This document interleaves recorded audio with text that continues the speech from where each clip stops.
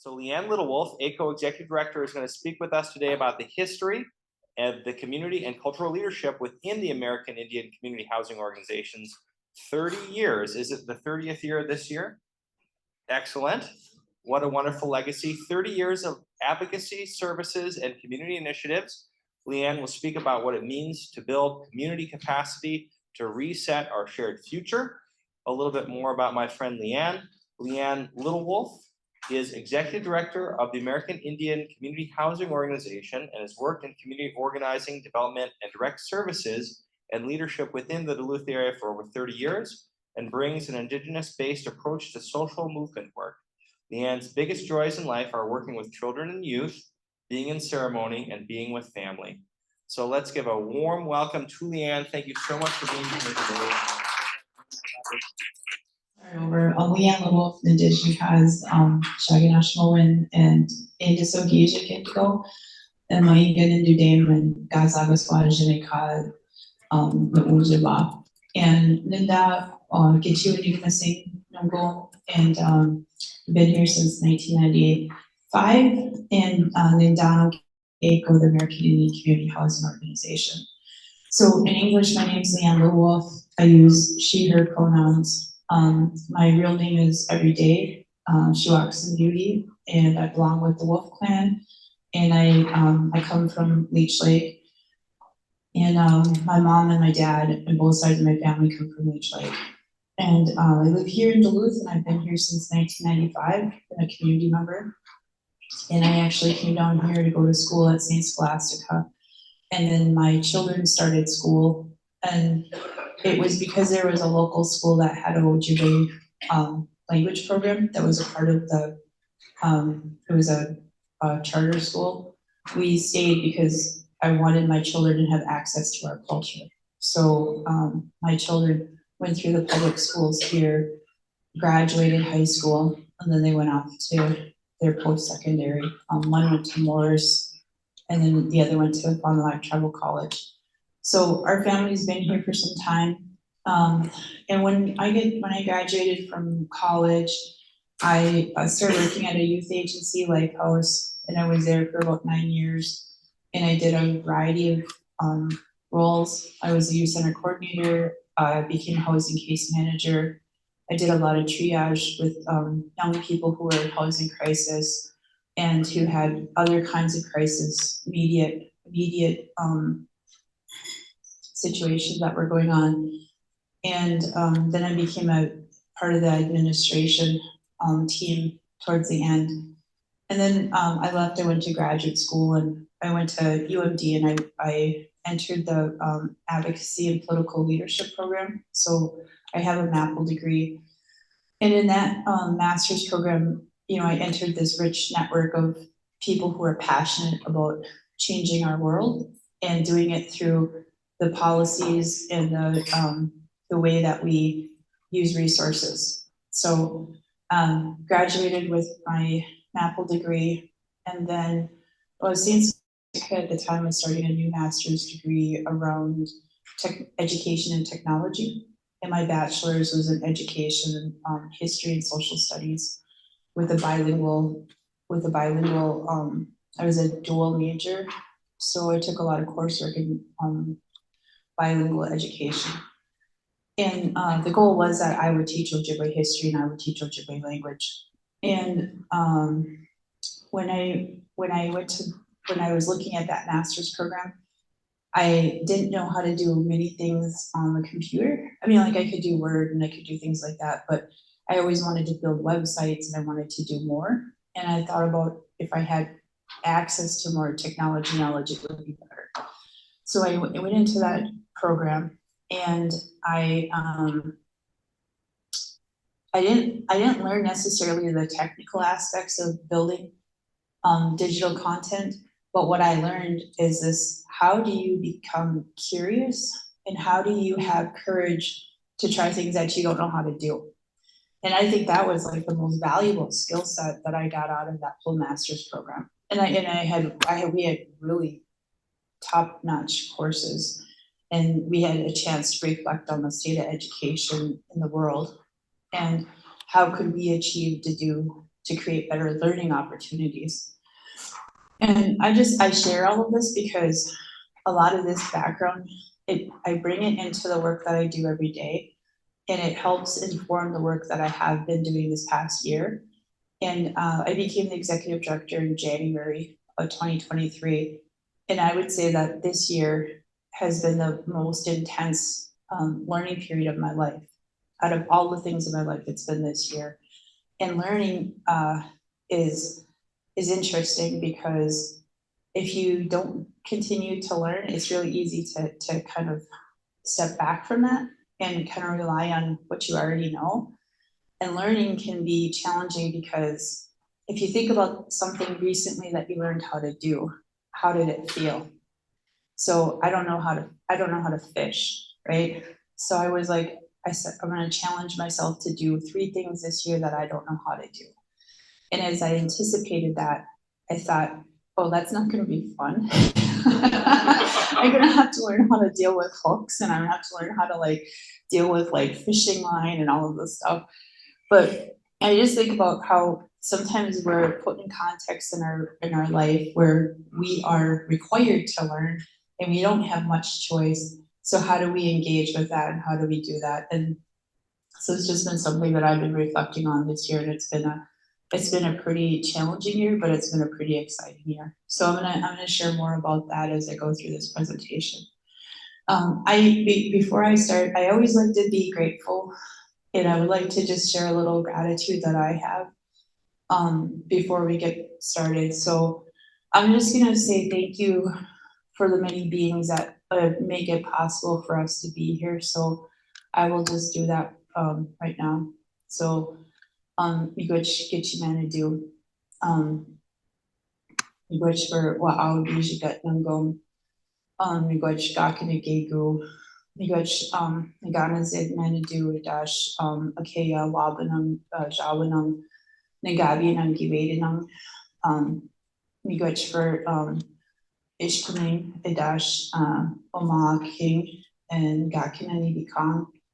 Miigwech your Jesus idash dibika Jesus, and miigwech gakina on the keeg, miigwech gakina on the moog, on a quad, give me one, and then miigwech asinig, ashidik, mitaug, gakina gitagan, miigwech oasiag, benishia, manaduaint sug, and miigwech gakina bima dizijig.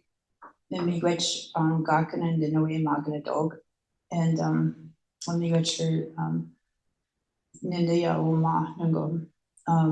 So I always think if we're able to be thankful for this world that we're in, it really puts us in the right frame of mind and the right to center us. So I always say thank you to the Great Spirit and to all the spirits, to that leading spirit, and then for the directions to the east and to the south, to the west and to the north, and then also to the heavens and to our earth and to all of our water and to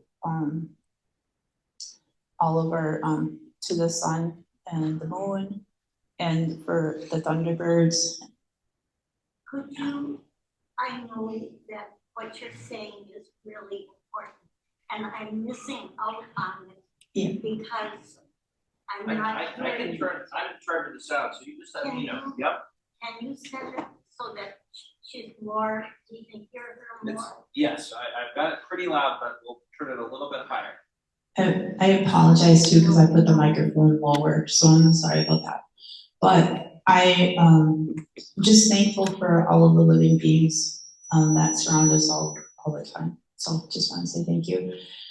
So today I want to talk about AICHO. It's the American Indian Community Housing Organization. We're a nonprofit.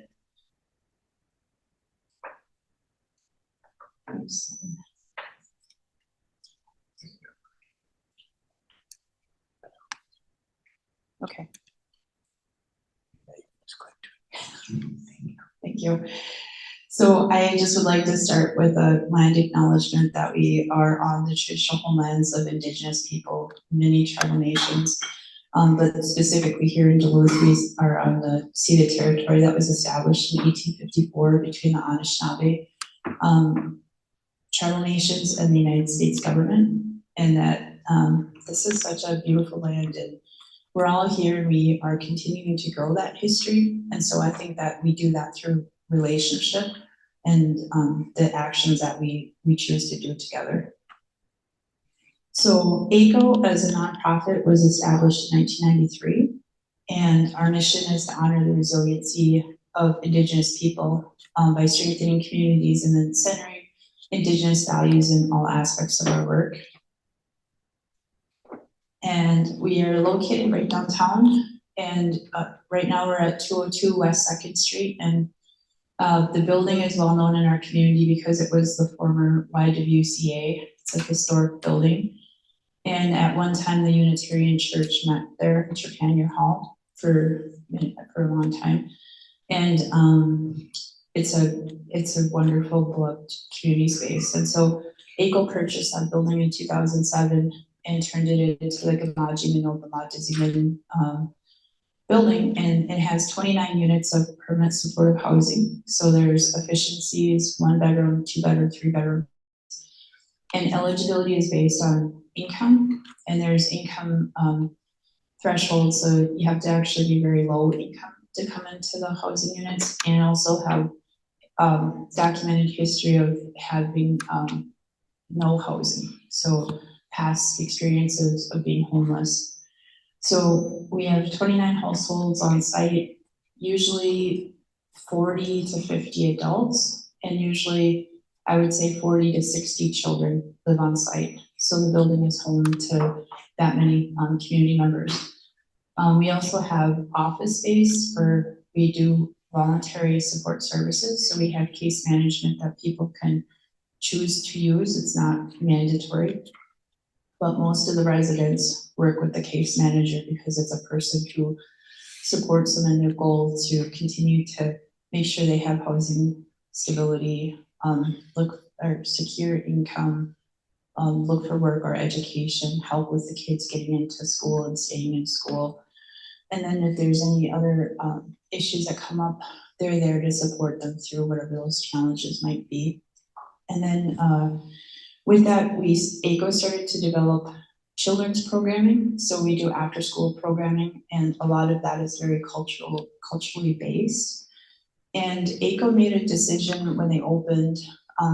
One of the things that happened, the staff said, is that when the kids were coming down for breakfast, they were asking if there were snacks. When they got back from school, they were asking if there were snacks. In the evenings, they were asking if there were snacks. And so the staff were like, we need to figure out a way to have food on site to make sure that these kids have the most basic need, food, that need met. So they converted a pantry room into a room that we keep stock with staples, so dried goods mostly, but we have refrigerator and freezer space as well. We did a partnership with Second Harvest for the food truck.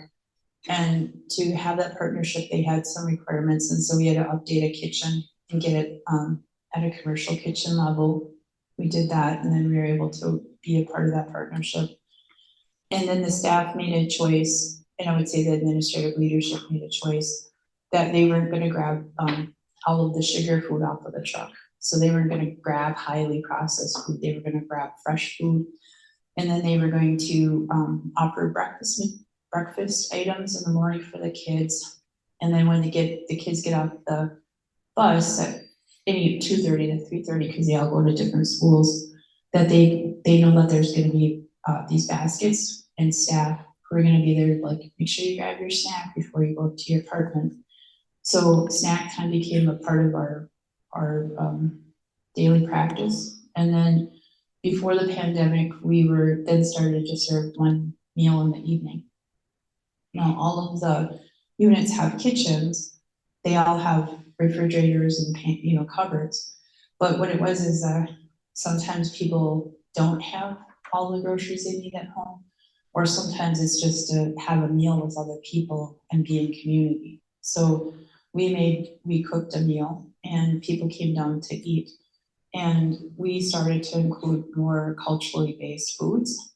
And because of our, some of our families and our community members have been really disconnected from our culture, sometimes that would be the first time that they had tried these foods.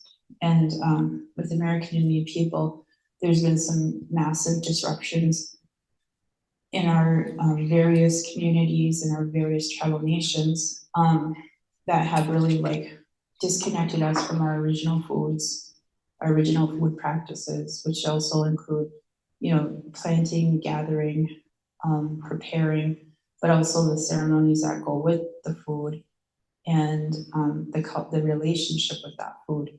So we're in a process of rebuilding all of that. And then at the same time, we have really high health disparities that actually those practices will offset. So with Gamaji, we have those support services. The children's program then started to grow plants in the garden boxes up on the rooftop. And they started with veggies, herbs.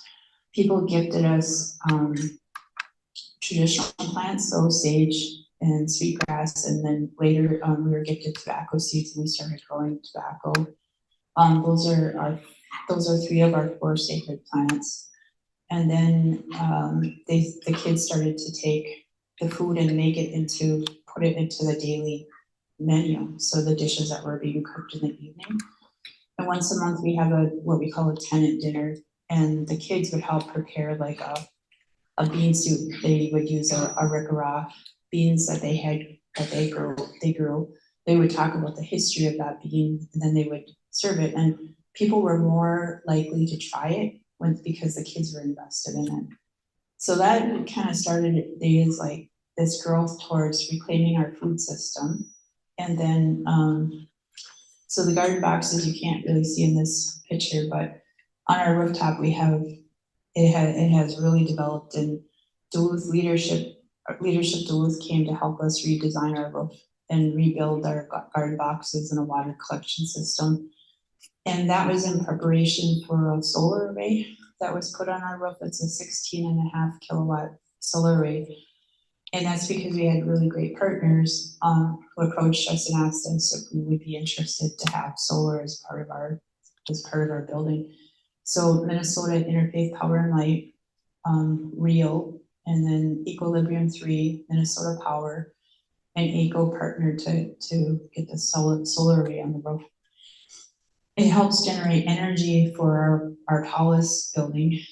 It's also a teaching space to teach youth and other community members about the power of solar. And we were lucky enough to have a couple of videos made about the project, so then that education extends beyond because they're placed online and people can access them. And then in 2018, Honor the Earth and Honor the Earth had a relationship with an artist collective called Insurgents, and they wanted to put a large mural up in Duluth, and they were looking for a space to do that, and they came to AICHO, and we have this blank wall. So we entered into a partnership to have this happen, and we had 3 artists come who had imagined a space 1/4 of the size of this wall. So they had to rescale it. And then they got scaffolds, and they had to go up that high, and it's actually really windy up there. So it's really quite a feat that they accomplished this mural. And then towards the bottom, they had to leave because they had another mural scheduled, and they only had a short amount of time. So the 4th of the bottom was all completed with community help. People came to help to paint. So the mural is of a water protector, and you can see the lake behind her. But she, in our traditional view, women protect water. We have ceremonies that we do with water. And at the same time, we've had a number of Native women who have gone missing. We don't know where they're at. We have a high rate of murder in our community, and it's well documented. And so there's this issue of murdered and missing Indigenous women. And at the same time, it's our role to protect the water. And then there are threats to clean water. So this mural encompasses all of that. And the other piece is that a lot of times American Indian people There are still people who believe that we don't exist anymore, that we have been extinguished, and that we're something from the past. And even in our community, people aren't aware that AICHO exists, even though we're in a prominent location downtown. We went to we applied for a grant that's community, you know, it's a group of community decision makers who decide on it. And when we went to present on our organization and our program, our youth program, none of the people on the committee had ever heard of us. So that was astounding to us because we feel like we're very visible. But what it told us is that we have a lot of work to do. We have more work to do. So the visibility is really critical. And I don't have pictures here, but in 2019, we imagined doing an Indigenous Food Expo. And we were going to invite Indigenous chefs, Indigenous cultural food knowledge holders. We were going to have hands-on physical activities. So we're going to have lacrosse, which is our traditional game. We were going to have a 3-on-3 basketball tournament. We were going to have food vendors, native food vendors who would be set up to sell their food products. And we were going to have it in the park outside the 4th Street Market because we had just bought that market. And we had started talking about turning that market into the Neiman Indigenous Food Market. So we thought, well, this would be a great chance to be in that public park space and bring in native knowledge holders, invite the whole community, and then also use the Neiman market space to kind of say, like, see, we envisioned this here, and then have some of the teachings inside. And then a few days before the event, it was predicted to have severe weather. So we had to quickly move it inside, and so we moved it to the Gamaji building. But we had 2,000 people show up for a 4-hour event. And we had people come from other states and internationally to come to that event, which was pretty incredible. And I think National PBS was there on site to also film that and do an episode with that. But before that, we got a small grant through Blue Cross Blue Shield to get 3 billboards. And we had never had enough resources to get billboards before. They're extremely expensive.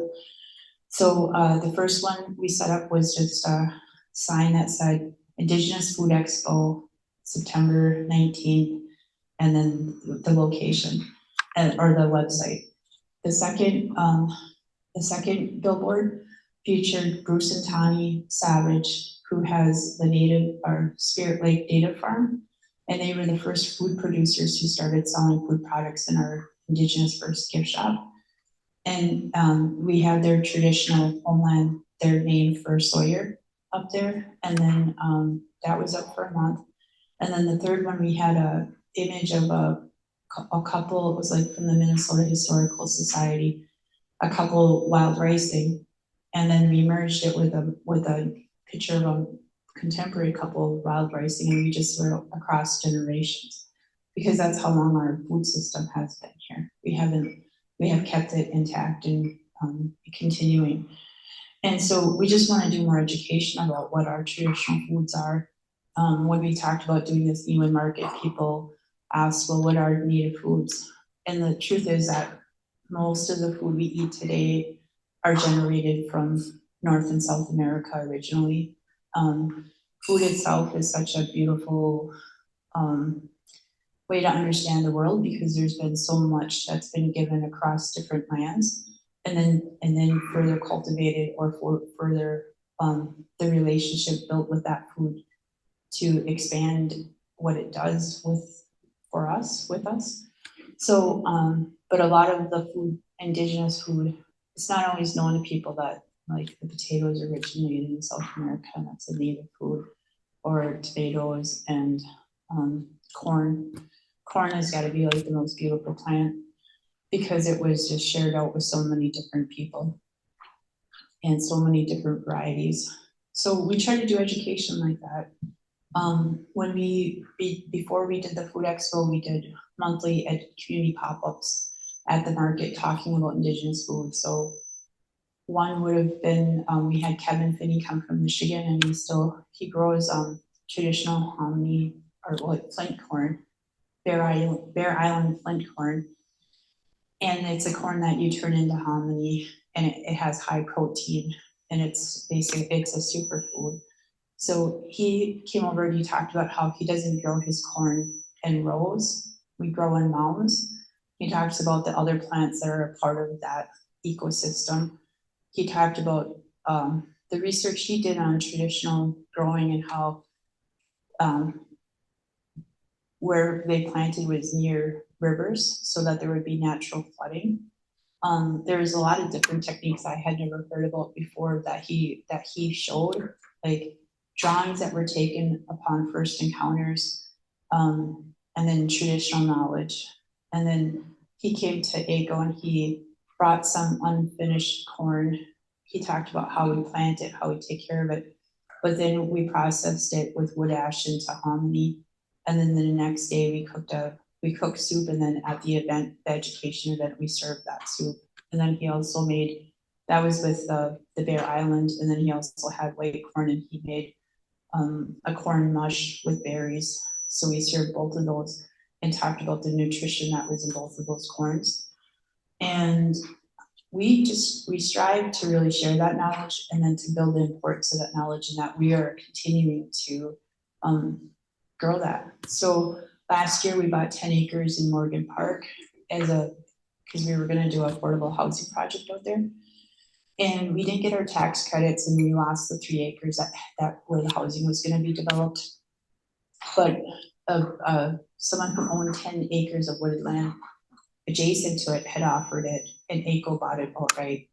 So we have 10 acres, and we intend to turn that into Indigenous traditional growing space, and we'll develop teaching space that community members can come and learn how to grow those foods and how we build a sustainable food system.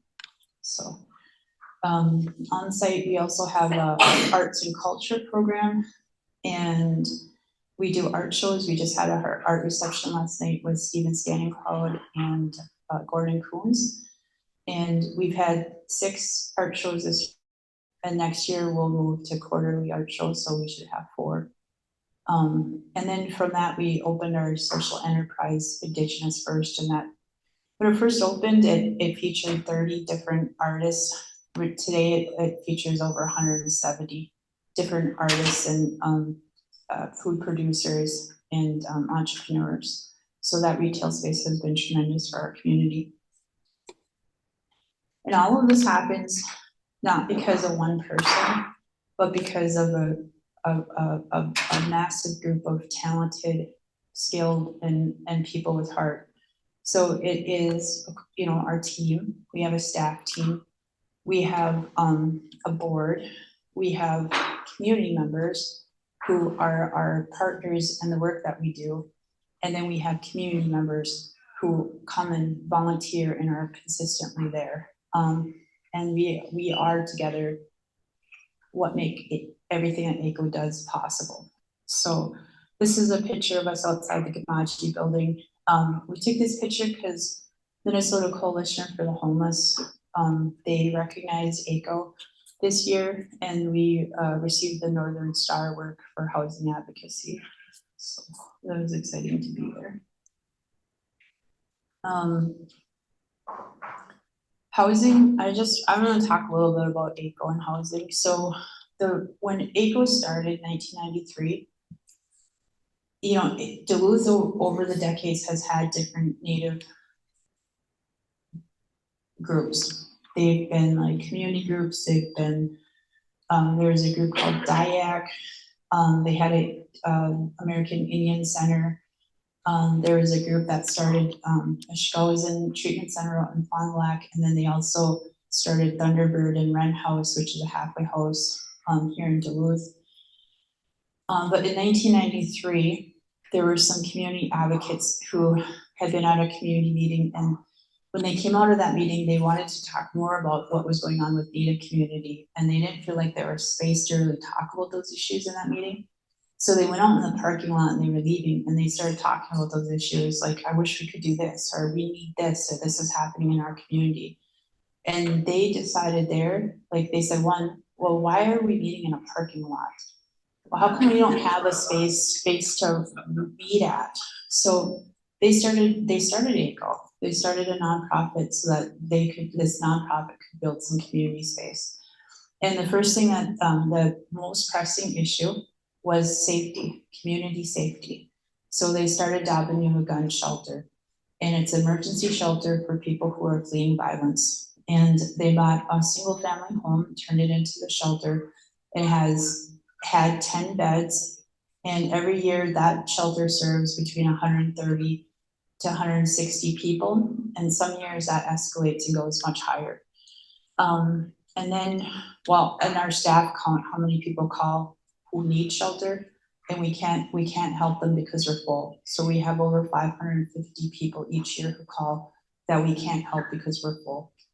So Dabanuagun was the first program, and then when you stay in shelter for 30 days and people show up with just what they can carry, you have to put your life back together. A lot of times we are helping people get their birth certificates, getting their IDs, getting the kids enrolled in school, getting some basic clothes. They don't come with very much. And then our shelter is designed to be confidential and to be safe. And sometimes they need to go to court. So we have a legal advocate that goes to court with them. Sometimes they need to request support, like an order for protection. So the legal advocate can help go through that process to get that. But 30 days is not a lot of time to find a rental, to find housing. So AICHO then moved to transitional housing and had a number of transitional units and bought like an apartment complex up in Central Hillside and used one of the apartments for the staff offices. And that was the space until 2007 when AICHO bought the YWCA. It took 5 years to develop it. So in 2012, AICHO opened, and then this was the time when the community then had a lot of space and a lot of room. And the Gamaji permanent supportive housing, it's the apartments, and having a home is crucial. But having community that supports you while you're trying to work through some things is more critical. So we work really hard to have a lot of good positive things on site. A lot of the events that we have, the residents can come down, they can choose to participate. A lot of times it's the kids that come down and participate. So the kids are getting a lot of great things.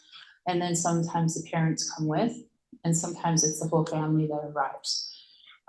So those are the things that we work on, and we work on having access, like consistent access to cultural teachings on site, because we have, we never know like where people at. There are some families that have kept their cultural traditions in place. They've been really fortunate. They continue to have those daily practices. We have other families that have really been ripped apart and they don't have any of that knowledge, and all of it is very foreign to them. And once they start to learn it and understand it, they will say that it is the most important change in their life, because it gives us our identity. It's like we have a piece of ourselves that's lost, and we're not complete until we get those cultural pieces. So we try to have access as often and as frequent as possible. So this is a picture of our team, and we're in the new shelter space. So right now we're expanding the Dabanuagun shelter. AICHO owns property, and we're using some of that space to expand. So we'll have double the shelter beds. And Governor Waltz came up to see the shelter, and we had a great visit. And these are our architects, Ryan Arola and Kelly Thompson-Sadek. She's our project manager. And they have just been wonderful to work with, helping us kind of navigate renovating space and some of the things that can come up during construction when you have existing infrastructure challenges, like I don't even know, those got removed, and we had professionals do that, but there were these other, there was like a soffit that was sticking out that we had to figure out how to do fire blocking around. We had a pipe that had to go out, but it couldn't be near a window or a door, but there was very little physical space. We had the mechanical engineer and our HVAC and our mechanical and our fire suppression team, all of them working to troubleshoot that. So the construction project's been really interesting, but we hope to be completed by early December. So we're really looking forward to that.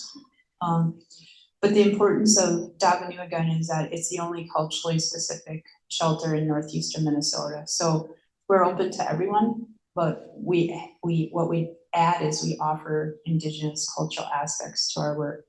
So you can come on site and you can smudge, you can use traditional medicine. We have full moon ceremony, and so we bring participants to the ceremony. That just started back up this year. I would say that we have a lot of cultural programming through our traditional healing program area. So Ivy Bineo leads that right now, and we have Ojibwe language table every week. We have traditional talking circles provided by Frank Goodwin. We help sponsor a sobriety feast in Duluth that happens once a month, and that is highly attended. And at that sobriety feast, the drum is there every month, and they have a traditional speaker, and it's for people who are new to recovery or have been in recovery, but it is a space that actually saves lives. So we're really happy to partner with and it's a grassroots group of Native people who started that sobriety feast. We're happy to partner with them to help with some of the resources. But we offer different cultural teachings like that. We are right now building programming for the youth. So we'll have programming for Abenujiyans, which is like under 11, to do cultural teachings with hands-on activities. And then we're gonna have weekly cultural teachings with the various community members who can provide that knowledge with 11 to 17. So we're really looking forward to that programming. I'm gonna just talk for about 5 more minutes, then I'm gonna see if there's any questions, but I wanna share with you the context of some of the challenges that we're dealing with. So this is, I'm always looking for data. I think that it tells us a lot about where we're at, and it tells us about where we need to go. And I know, like I said, I was gonna talk about leadership. And when I get done going through this data, I'm gonna talk about the traditional way of leadership, and then I'm gonna talk about how it's really relevant today. So I'll just go through this very quickly, but this is median household income in Minnesota by race over a span of years, 1989 to 2018. And it specifically compares white to American Indian. And so you can see that there is consistent or persistent differences in the amount of median income across time. So we, American Indians, we have half the resources, and it stays consistent over the years. This is the percentage of people living below the poverty line by race in Minnesota. Again, it's over a span of years from 2012 to 2019. And the poverty line is very low. I mean, it is the lowest amount of resources. It's incredible that anyone can live at the poverty line, but below it is really amazing. But we have 30 American Indian people, 38 to 31% over time have been living at these with the least amount of resources. And if you compare it by race, we have much higher rates of poverty than white community members. So that's some of the work that we're looking at. This is the percent of population unemployed by race from 2010 to 2018. And again, it has a racial lens, so it compares white and American Indian. And we have consistently high unemployment, and you'll see that there's a marked difference between the two racial groups.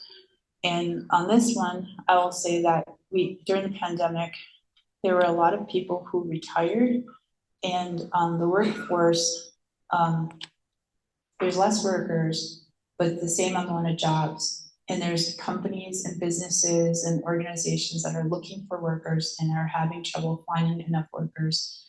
And that's been going on for the last 2 years. And yet we have Native community members who have been applying and can't get hired. So somewhere in here, there's a disconnect. And it's one of the community issues that we have to really do some problem solving on. This is percentage of home ownership by race in Minnesota. So again, you can take a look at the difference for white, Asian, Hispanic, American Indian, and Black. And for our Black community members, only a quarter are homeowners. And I think that that's a statistic that we all need to be concerned with. And not this last winter, but the winter before, we have a warming center in Duluth, which is not for people staying in emergency shelter. It's for people who are living outside, they're unsheltered. And on nights when it's gonna get below 0 and it's gonna get so cold that if they stay outside, they're going to die. So they come inside to the warming shelter. And in this winter, the 2021 to 2022, we had 554 individual community members who use those warming centers. So we have that many people that we know of who are unsheltered. And of that number, 47% self-identified as being Black, Indigenous, or a person of color. And within that 47%, 27% identified as Native or Indigenous, and another 10% identified as Native in another race. So we have a high number of Native people who are unsheltered in this city. So I'm going to talk a little bit about, those are some of the conditions or the challenges that not only are we facing now, but we have been facing for some time. And that the data documents that it's been going on for a long time. So we have generational poverty, we have generational trying to find work, not connecting with work. It leads to other issues like education outcomes, it leads to health outcomes. So that's part of the context. But I want to talk a little bit about traditional leadership. And in the way that I was brought up is that our leaders were, if there was a challenge that happened, it wasn't the hereditary chief who always took the lead on it. It was the person who had the most skills or was the most knowledge or the most experience, who was the best fit for that challenge. That's who came up to lead on that issue. And then the people, so if I was that, they said, LeAnn, you should go and do that, it would be up to each individual if you were going to be a part of that. So self-determination, individual decision-making, and coming up with collective answers through that free will and that agency. So we don't have a leadership model that's like, because your father and your father and your father. And I know like in our culture, chiefs were passed hereditary through patriarchal lines. That's because I'm Ojibwe. But our actual leadership came from what the circumstances needed. So when I reflect on that, what I think about is we have so many different challenges right now, and we need so many different kinds of skill sets. We can't have one leader. We need to really nurture, cultivate, and support and strengthen leadership across our community if we're going to really meet those challenges that we've been in for some time. So we are, working with food sovereignty and indigenous food system solutions. We are going to be working with employment and job training solutions. We work with housing, we work with shelter and housing solutions. We'll continue to grow those as an organization and as a community. And the one thing that we know is that through the challenges that we've had, that our cultural practices have given us strength and resiliency. So we will continue to deepen those and to continue to have our cultural practices embedded in everything that we do. So I believe in our community, and I think AICHO is a place that actually produces strong leaders. And it's because we work across generations. We're running out of time. Yep, I'm done. But you know how we are, we want at least one question. Yeah. No, I just want to end with this, that we really do. That's me. Oh, That's me. yeah, Brett's emphasizing. Yeah. We have such strong connections between in our community across ages, and I think that's one of our greatest strengths. So I just wanted to end there.